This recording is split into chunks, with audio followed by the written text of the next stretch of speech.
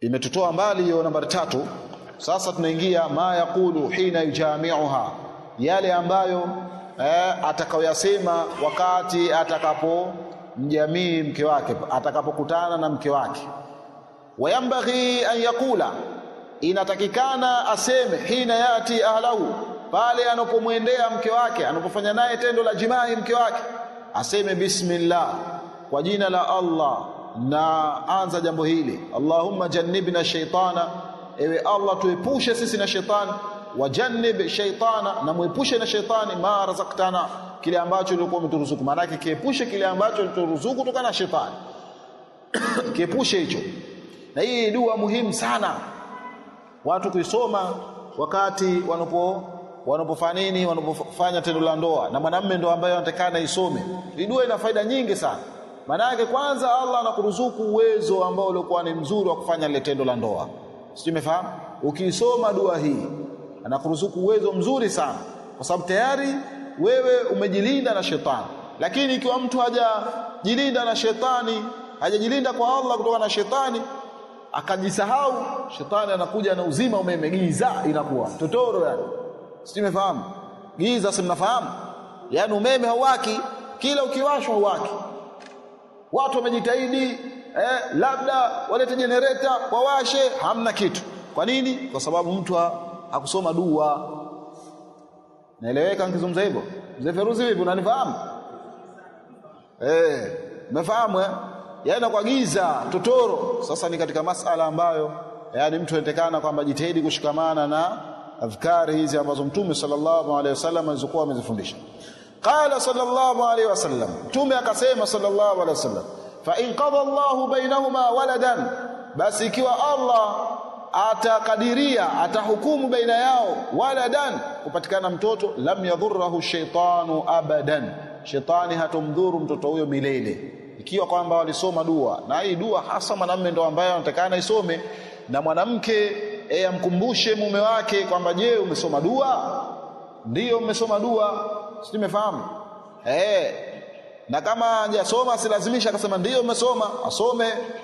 Sio, umefahamu? Au kabla pale mwambie kwamba soma dua. Kwa hiyo atasoma dua mwanamume. Naam.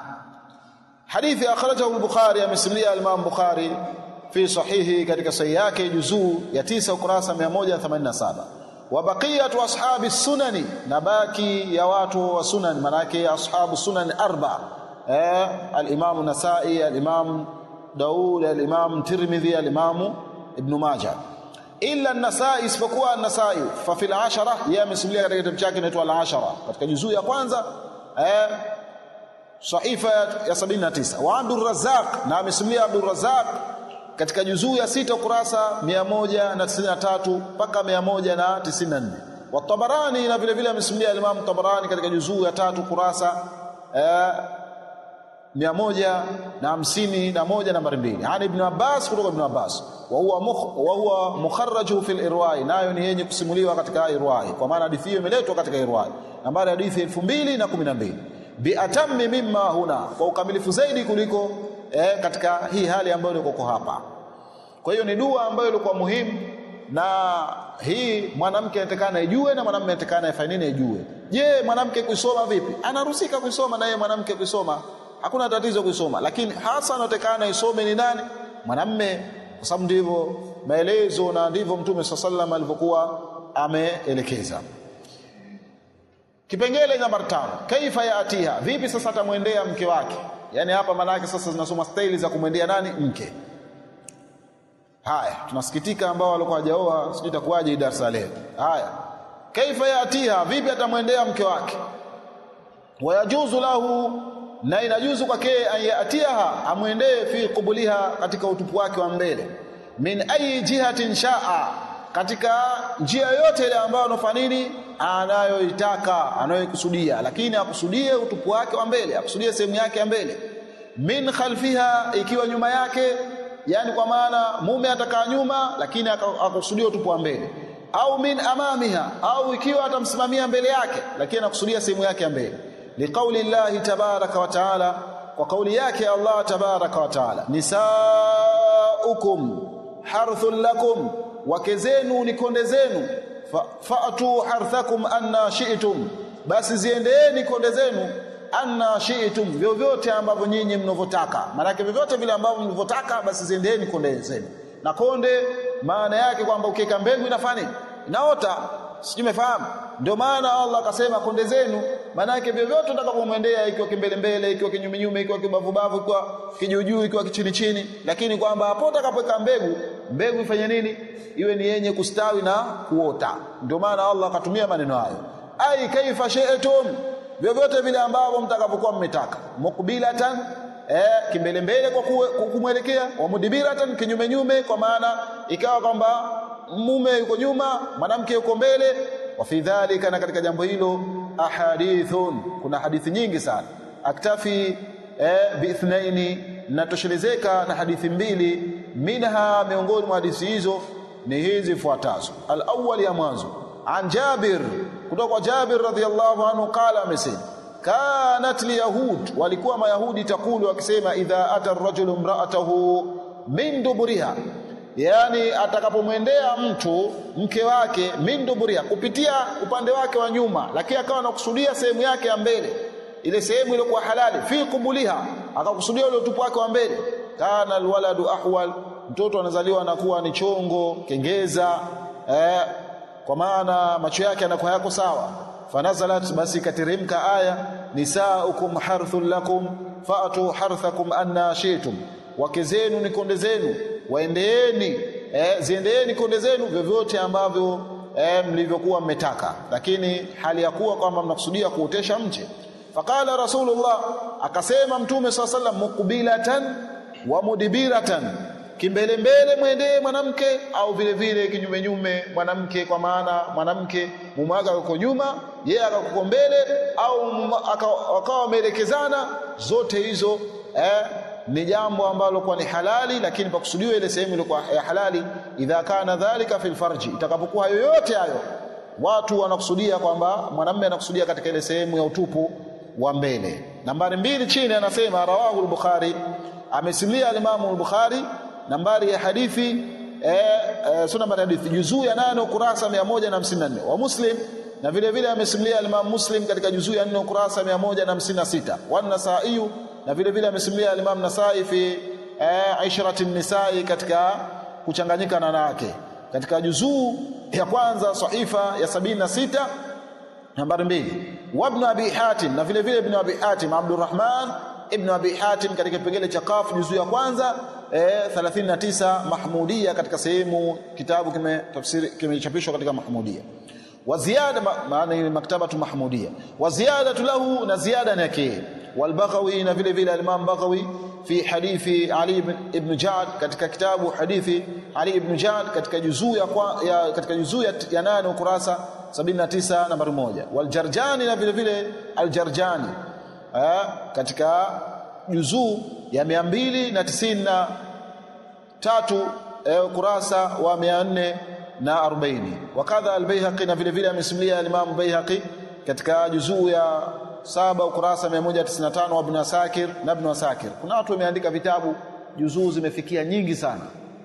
Kuna juzuu inawezekana ukakuta juzuu 100, na hususa chapa za zamani kama Majmuu al-Fatawa, unawezekana chapa zamani kapangwa mwanzo ukuta msikiti mpaka mwisho ukuta msikiti kienea, lakini kila siku zikienda mbele chapa zinaboreshwa.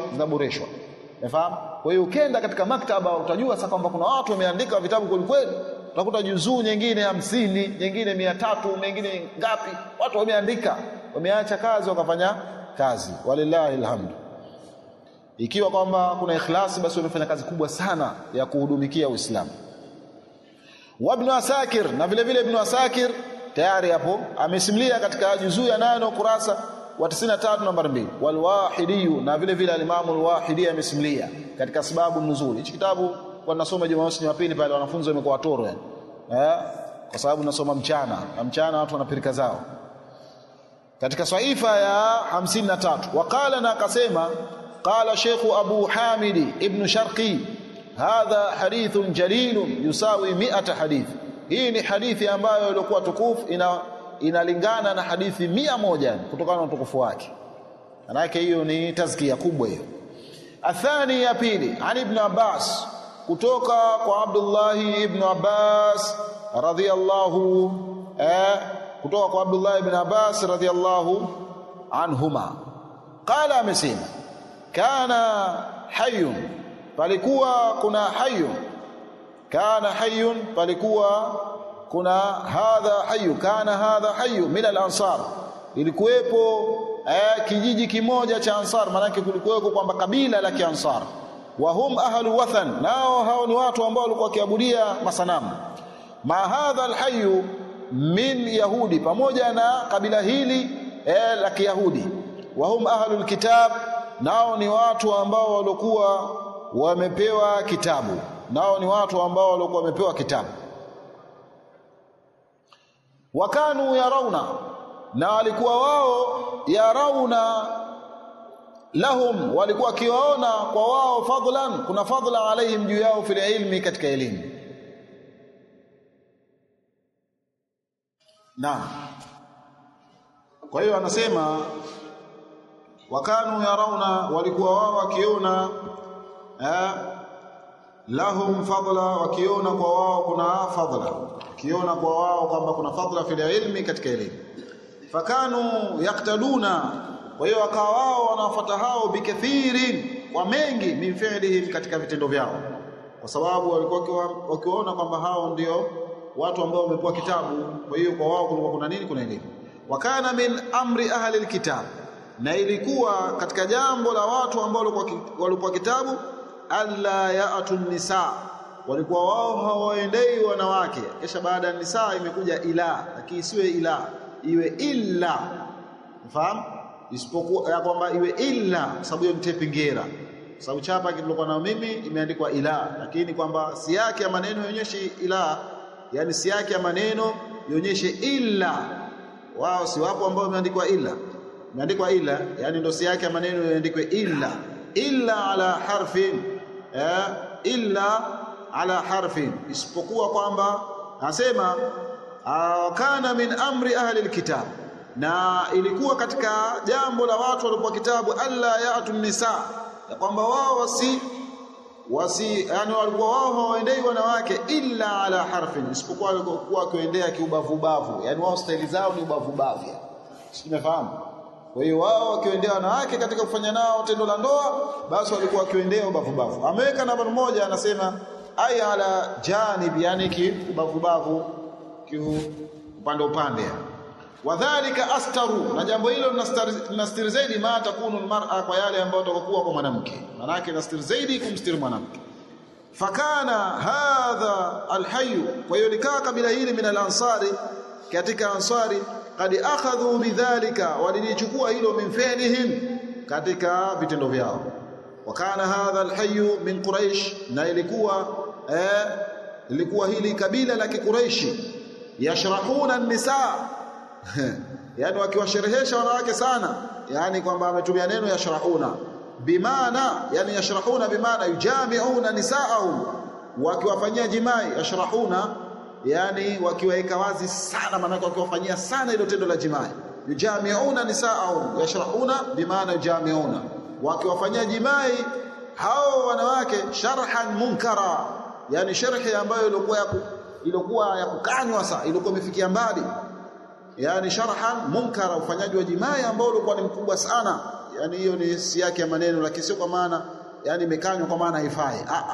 Wanasema isharatun, yani wanasema sharhan munkara, wakatafsiri wakasema maulama wa hadithi, isharatun ni ishara minhu ila almubalagha, ni ishara katika hilo neno hilo, manake mubalagha, kufikia mbali, manake mpaka wanawake wenyewe kwa nado hawa wamesoma sikhara, sijui umefahamu, ndio sharhan munkara, manake wakiwasherehesha ushereheshaji ambao ulikuwa kukanywa kabisa, sio ushereheshaji wa kawaida, yani kufanya nao tendo la jimaa. Manake wanasema isharatu minhu ila mubalagha, ishara ila mubalagha fil jimai, yani kufikia mbali katika tendo la jimai, namna ambavyo walivyokuwa wakifanya lile tendo la jimai. Na hali hii wakasema ya kufanya nao tendo la jimai inapingana na ile hali ambayo wao walikuwa wamezoea wale wanawake wa Kiansari. Wayataladdhuna minhunna, na walikuwa wao wakistareheka nao, yani kwa maana wakipata ladha nao, wakistareheka nao. Mukbilati, hali ya kuwa wanawake wamewaelekea wanaume. Wa mudbirati, na hali ya kuwa wanawake wamepua mgongo, kwa maana kinyume nyume. Wa mustaqliyati, na katika hali ya mustaqliyati, yani katika kila njia. Mustaqliyati manake katika hali zote, ndio wakatafsiri fihi maana ala intibahi ala ayi wajhi kana, yani hii ina maana mwanamke kumzungusha katika njia yote, ala dhahari, kimgongo au jambi au kiupande au ghairihi au vinginevyo, ndio mustaqliyati. Tumefahamu kwa maana katika hali zote. Na wako ambao ndio tafsiri mustaqliyati maana yake kichali chali. Falamma qadima almuhajirun almadina, zama alipofika almuhajiruna almadina, katika mji wa Madina. Tazawaja arrajulu minhum imra'atan, mtu mmoja katika hao muhajirina akaoa mwanamke min alansari, katika ansar. Fadhahaba yasna'u biha dhalika, akakusudia kufanya naye huyo mke wake kwa hizo staili. Faankaratuhu alayhi, yule mwanamke akakanya akasema, naona haya mambo mageni haya. Makuraish walikuwa mafundi sana, simefahamu. Sasa wao wale wanawake kwa Ansari washazoea kuwekwa ubavu tu, kwa sababu wao wamechukua kutoka nani? Kwa Mayahudi. Simefahamu, wanajua kwamba hawa ni watu ambao wenye elimu. Sasa walipoingia Makuraishi wamehama kutoka Maka, wamekuja za wapi? Madina. Kwa hiyo sio watu wakiingia katika mji si lazima atachanganyika, huyo atamuoa huyo, atamuoa huyo. Sasa mwanamume wa Kiansari akaoa kuoa nani? Kuoa mwanamke, yani mwanamke wa Kikuraishi, mwanamume wa Kikuraishi akaoa kuoa mwanamke wa Kiansari. Sasa wakati alipokuwa amekutana naye kufanya naye tendo la jimai, akataka kumfanyia zile staili ambazo walizokuwa wao wakiwafanyia wale wake zao wa Kikuraishi wale. Mwanamke wa Kiansari kaona hizi hali mpya hizi, akakanya akasema mimi siwezi jambo hilo. Wakalat, na akasema inna ma kunna nu'ta ala harfin, sisi bana tulikuwa tukiendewa katika ubavu, ndio ambapo tulikuwa tukiendewa. Manake bila shaka inaonyesha aliolewa aliyekuwa ni nani? Mjane. Fasna dhalika, fanya hivyo. Kwa hiyo kaonataka mimi niendee kiubavu, sio kwamba unaendee kwa kunipinda. Simefahamu. Wa illa, na kama si hivyo, fajtanabni, basi jiepushe na mimi. Fajtanabni, jiepushe na mimi, kwa maana jitenge na mimi. Kwa hiyo hata sharia amruha, asema ikawa katika hali hiyo mpaka jambo lake likawa ni kubwa sana. Sharia bimaana ameweka nambari moja chini, ameweka nambari 2 chini, akasema ay adhuma watafaqama, mpaka jambo lake likawa kubwa na likazidi uzito. Fabalagha dhalika rasulullah, likamfika jambo hilo mtume wa Allah sallallahu alaihi wasallam. Faanzala Allah kateremsha azza wa jalla aya inasema nisaukum harthun lakum faatu harthakum anna shi'tum, wake zenu ni konde zenu, ziendeeni konde zenu vyovyote vile ambavyo mlivyokuwa mmekusudia, mlivyokuwa mmetaka. Ai mukbilati, katika hali ambayo ya kuwaelekea, na wale wanawake wakawa wameelekea wanaume.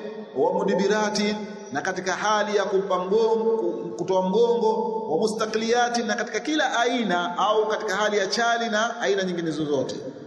Yani bidhalika mawdhi'u alwalad, anakusudia kwa hizo staili hizo pakusudiwe ile sehemu ya kupatikana mtoto, ndiyo ambayo inakusudiwa hapo. Akusudiwe sehemu ya kupatikana nini? Kupatikana mtoto. Ameweka nambari 3. Nambari 3 akhrajahu Abu Daud, hadithi amesimulia Abu Daud, nambari hadithi nambari juzuu ya kwanza ukurasa 377, wal Hakim, na vile vile amesimulia Imam al-Hakim, nambari hadithi 279, juzuu ya pili ukurasa 195, wal Baihaqi, na vile vile amesimulia Imam al-Baihaqi, juzuu ya 7 ukurasa 195, wal Wahidi, na vile vile al-Wahidi fil asbab, katika asbab an-nuzul. Hichi kitabu wale wanafunzi nilikuwa nasoma nao pale Jumamosi, Jumapili au Ijumaa ikawa na ugumu kidogo, ukibadilisha Jumamosi saa 9, lakini unajua wakati wa mchana umekuwa na shida sana. na malaki ilikuwa nakusudia tusome vitabu vyote ambavyo vinazungumzia fani ya nini ya tafsiri ya Qur'an, katika fani ya usuli tafsiri ya Qur'an. Naam, katika sahifa ya 52 والخطابي وفي vile الامام الخطابي في غريب الحديث katika kitabu غريب الحديث juzuu ya pili kurasa 73 wasanaduhu hasan na mategemezi yake mategemezi yalikuwa mazuri sahahu al-Hakim na hadithi amesimulia al-Imam na akasahisha al-Imam al-Hakim ala sharti Muslim ya sharti za al-Imam Muslim. Daraja ngapi hiyo? Daraja 6. Daraja 6. Haya, kama watu wanasema kwa wasiwasi wafaqahu Dhahabi na akawafikiwa na al-Imam Dhahabi walahu inda Tabarani na hadithi hiyo ina ushahidi mwingine mbele ya masimulizi ya Imam Tabarani katika juzuu ya 3 kurasa 185 namba 1 tariqun akhar mukhtasar njia nyingine kwa ufupi walahu shahidu min hadithi ibn Umar nahwahu na hadithi hiyo ina ushahidi mwingine kutoka na hadithi ya Abdullah ibn Umar mfano wake akhrajahu an-Nasa'i في العشرة hadithi hiyo amesimulia Imam Nasai katika Ishratun Nisa katika juzuu ya 2 kurasa wa 76 bisanadin sahihin wa sanadi ambayo iko sahihi thumma rawa huwa wal Qasim as-Sarqis asema thumma rawa huwa wal Qasim Sarqasti fi al-Gharib akasimulia yeye na al-Qasim Sarqasti katika kitabu al-Gharib katika juzuu ya 2 kurasa 93 namba 2 wa ghairuhuma na wengineo عن سعيد بن يسار قال مثل قلت لابن عمر